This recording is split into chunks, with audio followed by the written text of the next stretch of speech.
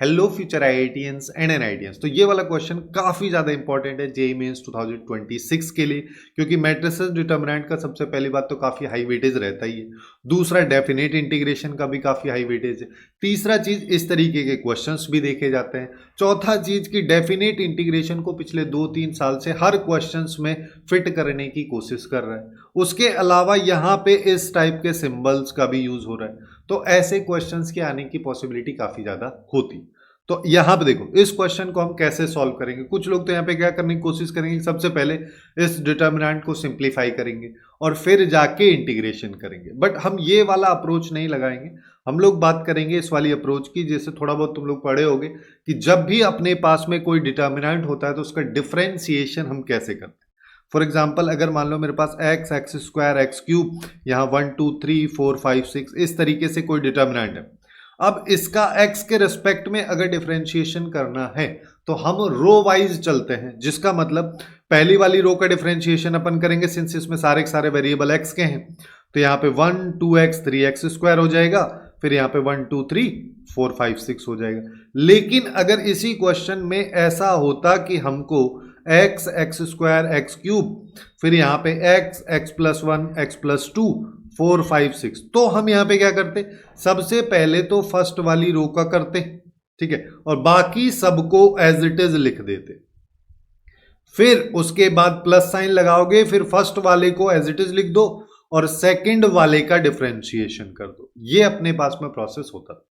यही same process अब हम इंटीग्रेशन के लिए भी अप्लाई करेंगे। बट यहां पे फॉर्चुनेटली अपने को क्या दिख रहा है कि केवल मेरे पास देखो, यहां पे x के रेस्पेक्ट में इंटीग्रेशन करना है और केवल फर्स्ट रो है जिसमें x वेरिएबल है, तो यानी कि डायरेक्ट अपन यहां पे कर सकते हैं।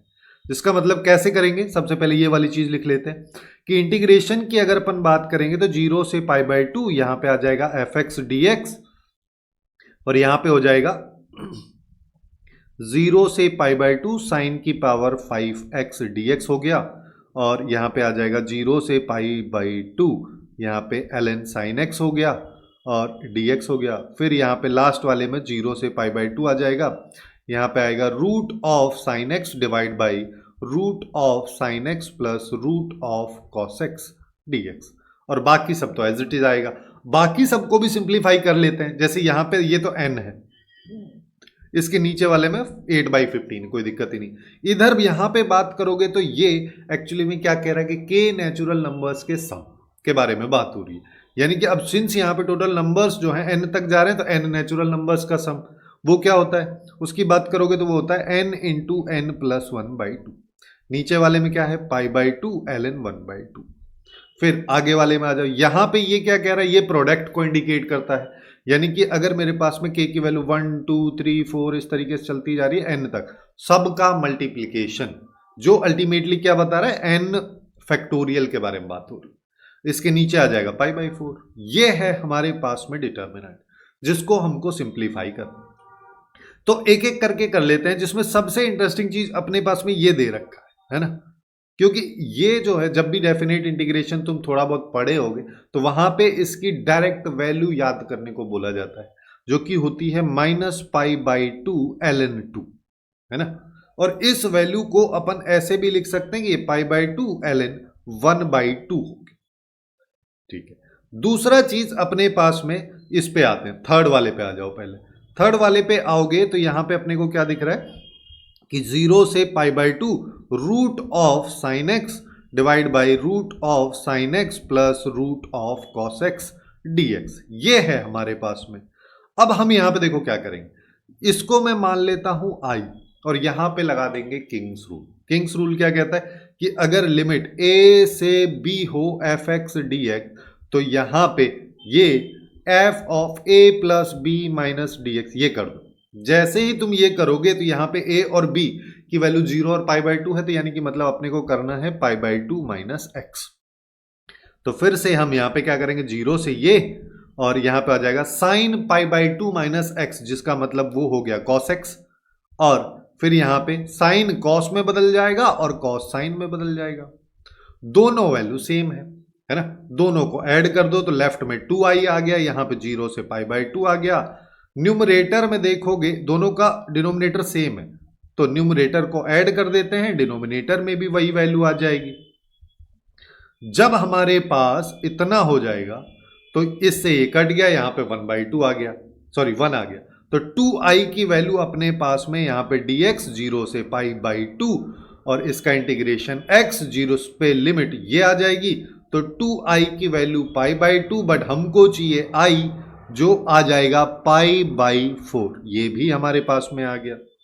दूसरा चीज अब बच गया अपने पास में ये, है ना, इसको भी सॉल्व कर लेते हैं कि 0 से π/2 साइन की पावर 5x dx।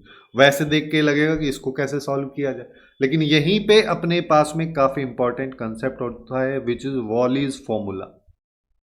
वो क्या कहता है? वो ये कहता है कि अगर 0 से π/2 में साइन की पावर m दे रखी है और कॉस की पावर n दे रखी, ये हमारे पास में है, तो हम यहां पे क्या करेंगे, सबसे पहली चीज कि m को स्टार्ट करेंगे m-1, फिर इसको m-3 से मल्टीप्लाई करेंगे और इस तरीके से चलते जाएंगे, जिसमें लास्ट में या तो 2 आना चाहिए या 1 आना चाहिए।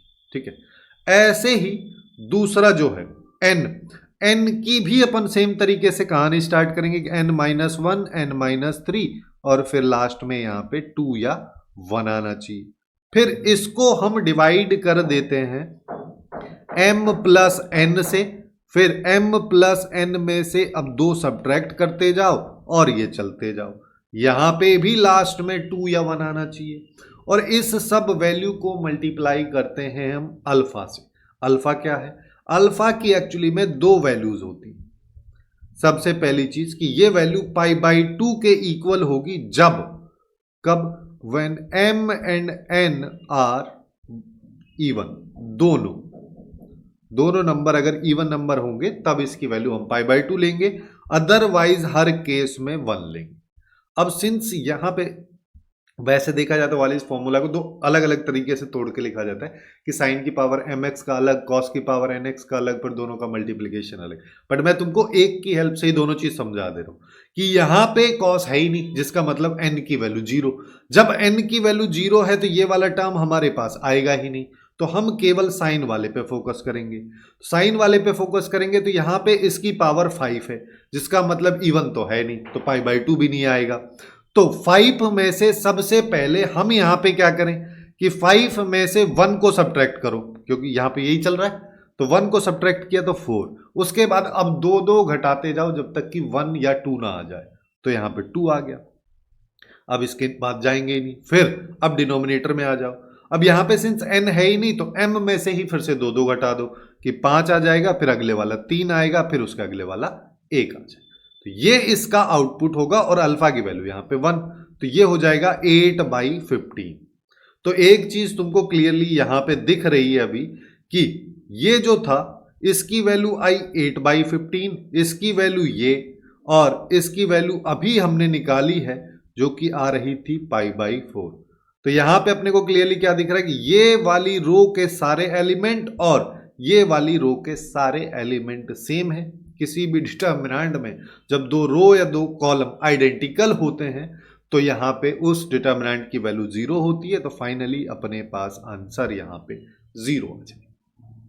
इसी तरीके के काफी इंटरेस्टिंग क्वेश्चंस को अपन लेफ्ट वाली प्लेलिस्ट में कवर कर रहे हैं, जाके बाकी चैप्टर्स के क्वेश्चंस को भी चेकआउट कर सकते हैं।